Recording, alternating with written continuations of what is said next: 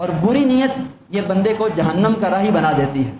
ترمذی شریف کی ایک بڑی طویل حدیث پاک ہے، اس کا مختصر سا نچوڑ آپ کے سامنے رکھتا ہوں۔ نبی دو عالم صلی اللہ علیہ وآلہ وسلم نے ارشاد فرمایا، کل بروز قیامت جب اللہ پاک لوگوں کے درمیان فیصلہ فرمائے گا تو اس وقت اللہ کی بارگاہ میں 3 لوگوں کو لایا جائے گا۔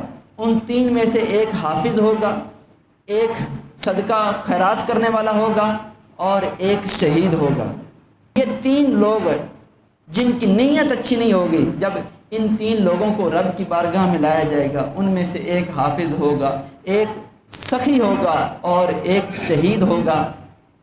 جب ان سے پوچھا جائے گا تم نے کیا کیا تو یہ اپنا اپنا کام بتائیں گے۔ باری تعالیٰ حافظ کہے گا میں دنیا میں قرآن پڑھتا رہا، لوگوں کو قرآن سناتا رہا۔ وہ شہید کہے گا میں تیری راہ میں لڑتا لڑتا میں شہید ہو گیا، میں نے اپنی جان دے دی۔ اور جو مالدار ہوگا وہ کہے گا تو نے مجھے مال دیا، میں نے مال تیری راہ میں خرچ کیا، لوگوں کی میں نے مدد کی۔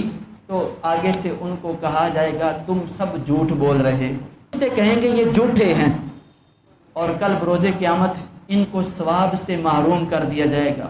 اور ان کو کہا جائے گا جس بنا پر، جس نیت کے ساتھ تم نے لوگوں کو قرآن سنایا وہ کام تمہارا دنیا کے اندر ہی پورا کر دیا گیا۔ جس نیت کو لے کر تم نے جہاد کیا وہ نیت تمہاری دنیا کے اندر ہی پوری کر دی گئی۔